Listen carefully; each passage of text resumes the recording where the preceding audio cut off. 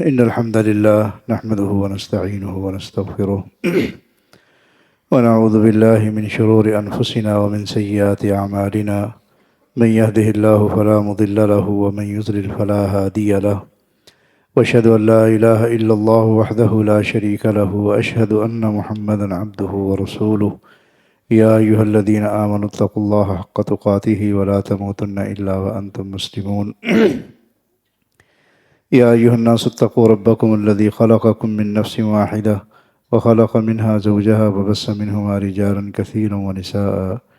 واتقوا الله الذي تساءلون به والأرحام إن الله كان عليكم رقيبا يا أيها الذين آمنوا اتقوا الله وقولوا قولا سديدا يصلح لكم أعمالكم ويغفر لكم ذنوبكم ومن يطع الله ورسوله فقد فاز فوزا عظيما أما بعد فإن أصدق الكلام كلام الله وأحسن الهدى هدى محمد صلى الله عليه وسلم وشر الأمور محدثاتها فإن كل محدثة بدعة وكل بدعة ضلالة وكل ضلالة في النار من يطع الله ورسوله فقد رشد واهتدى ومن يعص الله ورسوله فقد ضل وغوى اللهم صل على محمد وعلى آل محمد كما صليت على إبراهيم وعلى آل إبراهيم إنك حميد مجيد اللهم بارك على محمد وعلى آل محمد كما باركت على إبراهيم وعلى آل إبراهيم إنك حميد مجيد رب اشرح لي صدري ويسر لي أمري واحلل عقدة من لساني يفقهوا قولي سبحانك لا علم لنا إلا ما علمتنا إنك أنت العليم الحكيم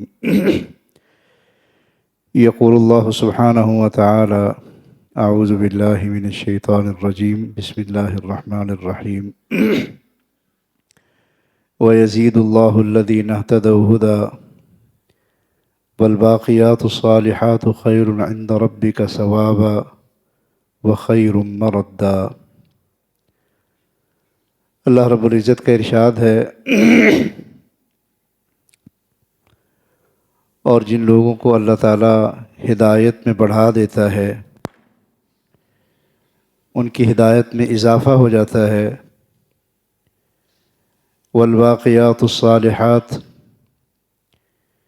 پھر وہ باقی رہنے والے نیک اعمال کرنا شروع ہو جاتے ہیں۔ خیر عند ربک، جو اللہ تعالیٰ کے ہاں ان کے لیے بہتر ہیں۔ وخیر مردا، اور اللہ تعالیٰ کے ہاں ان کا ہی بہترین اجر اور بدلہ دیا جائے گا۔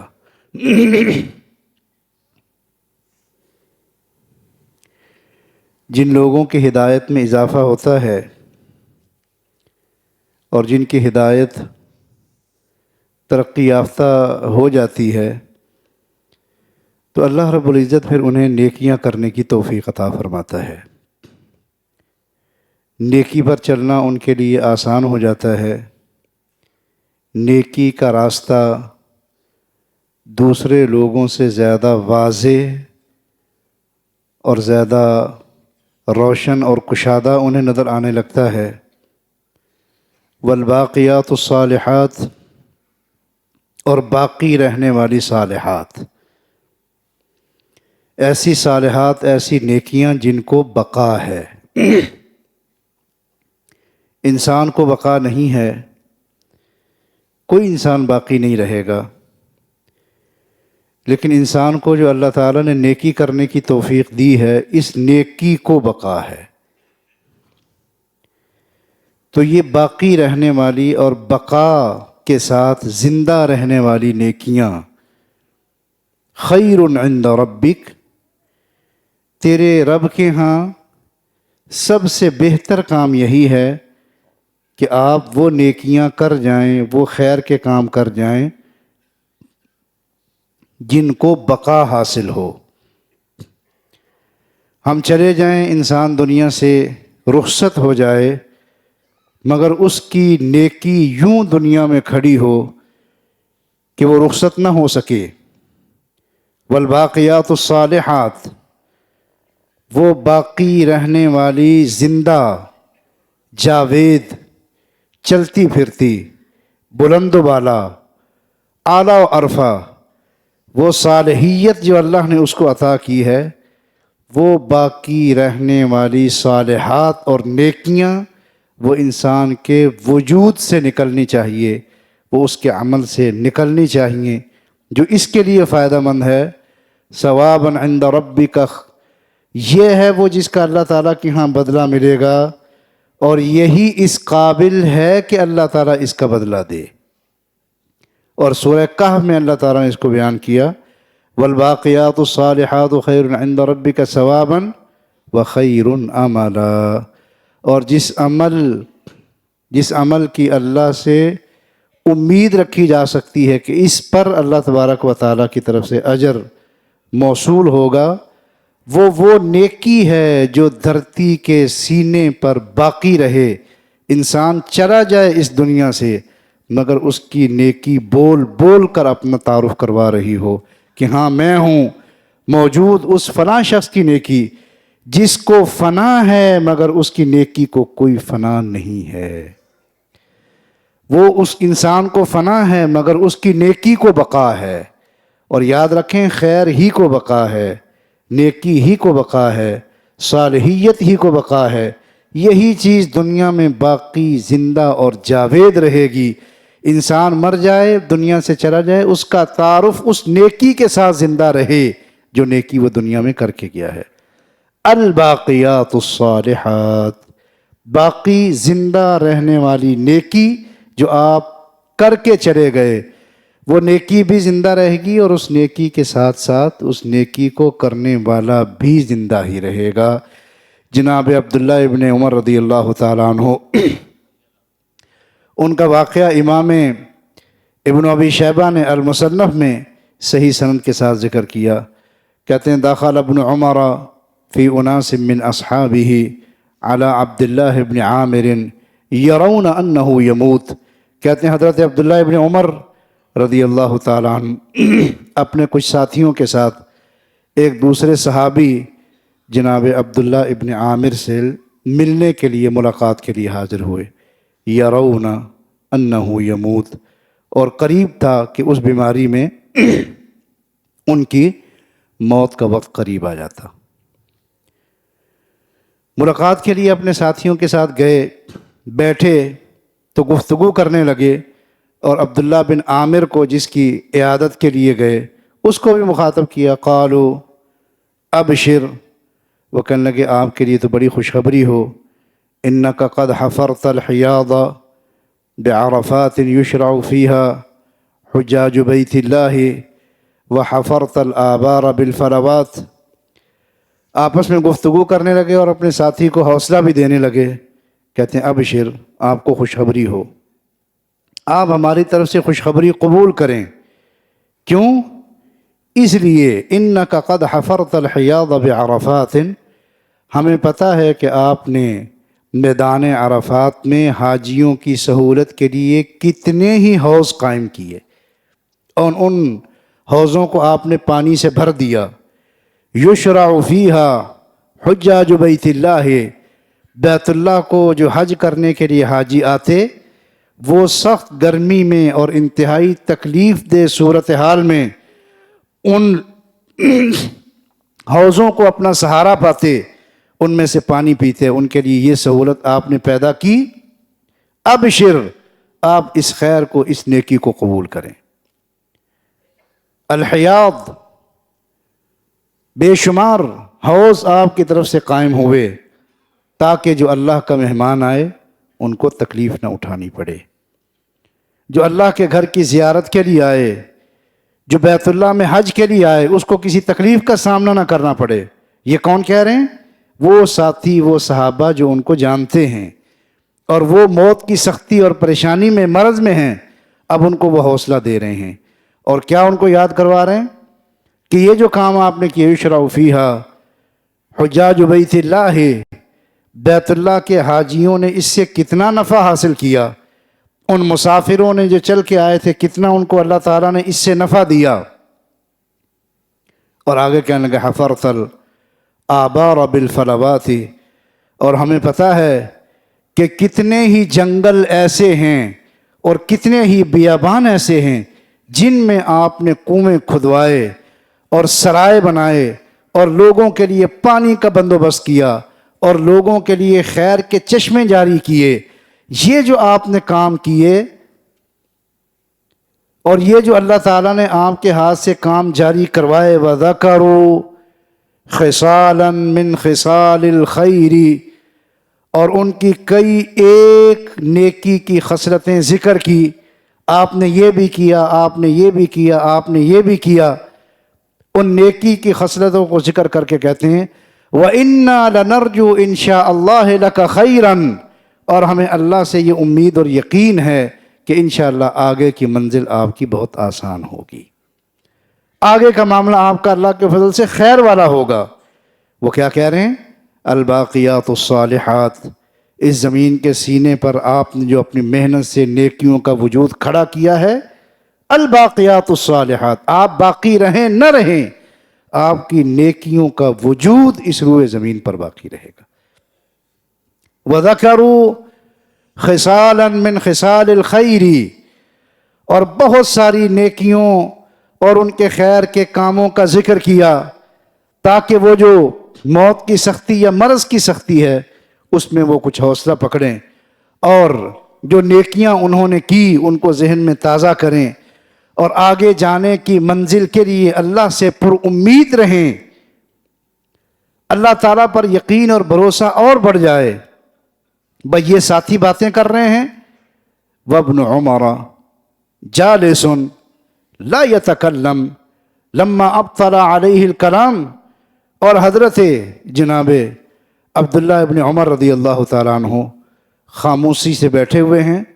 اور یہ ساری گفتگو وہ سن رہے ہیں۔ بیچ میں سے ایک شخص نے کہا لما ابطأ علیہ الکلام، کہا کہ جی آپ بھی کچھ بات کریں، آپ بھی کچھ گفتگو کریں، ہم چاہتے ہیں کہ اس موقع پر آپ کی طرف سے بھی کوئی حصہ ڈلے، کوئی خیر کے کلمات آپ کی طرف سے بھی جاری ہوں۔ کہتے ہیں جناب سیدنا عبداللہ ابن عمر رضی اللہ تعالی عنہما وہ اس موقع پر گویا ہوئے اور اپنے ساتھی عبداللہ ابن عامر کو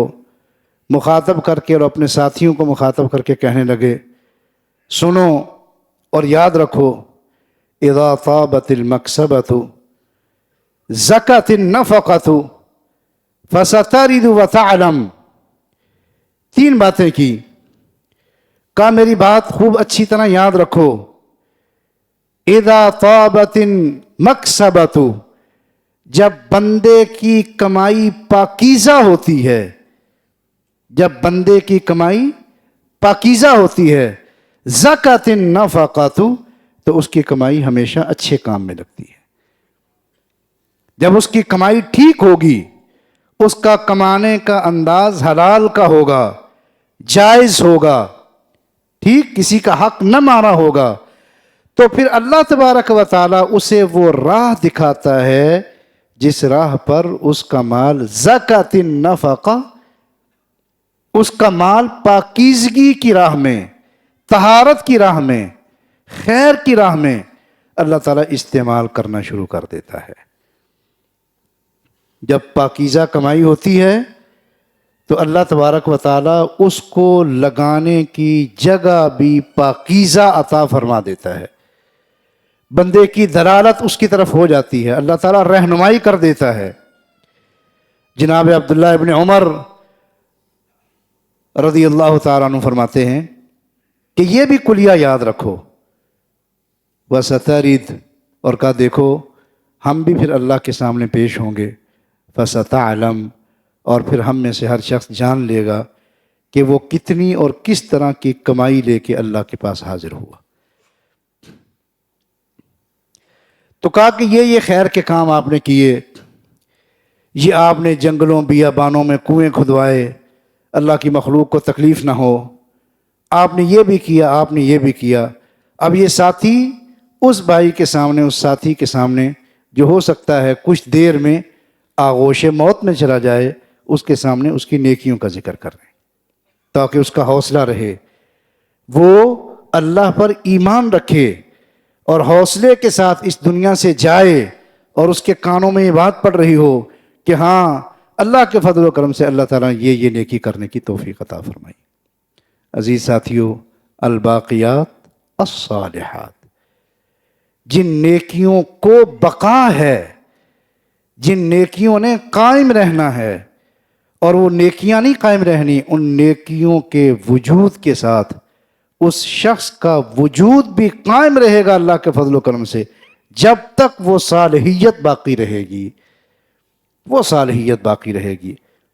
حافظ ابن کثیر رحمۃ اللہ علیہ نے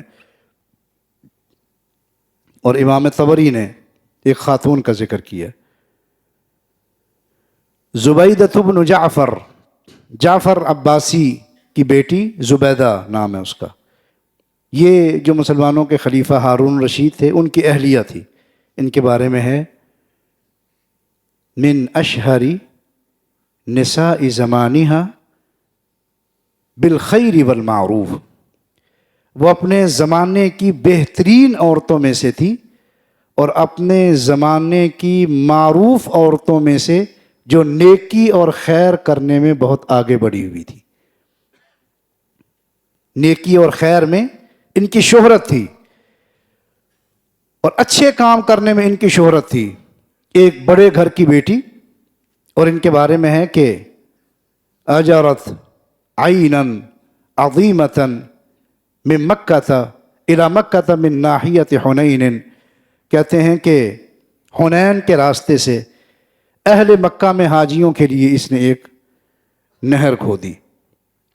نہر زبیدہ، جس کے نشانات آج بھی موجود ہیں، تاکہ یہاں پانی کا مسئلہ نہ ہو۔ اور آپ جانتے ہیں وہ عرفات آج بھی ایک ایسی سرزمین ہے جو بے آب و گیا ہے، وہاں پر اب بھی سروائیو کرنا حاجیوں کے لیے مشکل ہوتا ہے، تکلیف دہ حالات پیدا ہو جاتے ہیں۔ تو اس نے کہا کہ ان کے لیے کوئی اس طرح کا بندوبست کیا جائے، تو زبیدہ نے اپنے خرچ سے یہ سارا کام نیکی کو اس کو جاری کیا۔ فانتفع بها اہل مکہ والحجاج انتفاعا عظیما، اہل مکہ کو بھی اس سے فائدہ ہوا، اور کہتے ہیں حاجیوں کو بھی اس سے فائدہ ہوا۔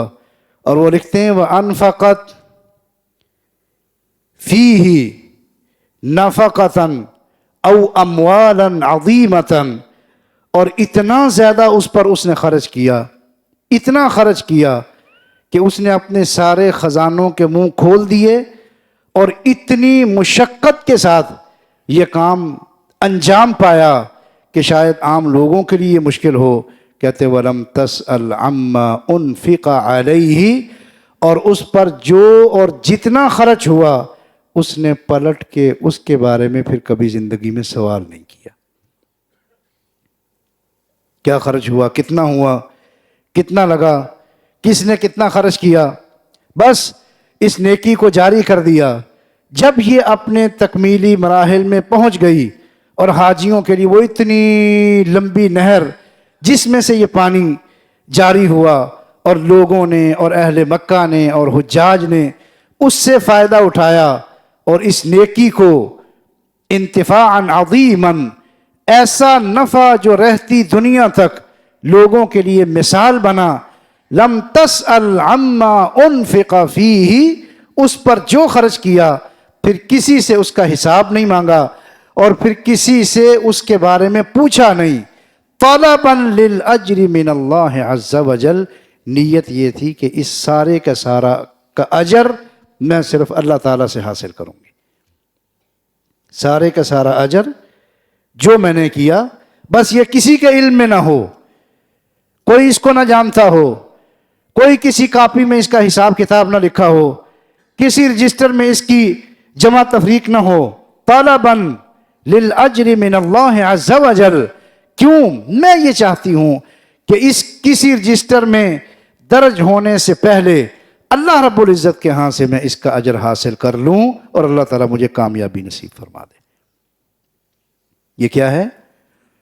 والباقیات الصالحات خیر عند ربک، اور نیکی جس کو بقا ہو، صالحیت جس کو بقا ہو، صالحیت جو بچ جائے اس روئے زمین پر، جو زندہ ہو، جو جاوید ہو، جو نیکی اپنے کرنے والے کی بول بول کے خبر دے، بول بول کے بتائے کہ میں فلاں کی ہوئی نیکی ہوں، بول بول کے کہے کہ میں فلاں کی صالحیت ہوں، بول بول کے کہے کہ میں فلاں کی خیر ہوں جو جاری ہوئی۔ عزیز بھائیو، یہ رمضان کا جاتا مہینہ جو آج اختتام پذیر ہو چکا ہے، وَيَزِيدُ اللَّهُ الَّذِينَ اهْتَدَوْا هُدًى، جو لوگ اس پروسیس سے گزر کے ہدایت میں ترقی یافتہ ہوتے ہیں، پھر ان کو اس نیکی کی توفیق عطا فرمائی جاتی ہے جو صالحیت میں باقی رہنے والی ہے۔ ترقی کا ایک زینہ یہ بھی ہے کہ آپ ہدایت میں ترقی یافتہ ہیں تو پھر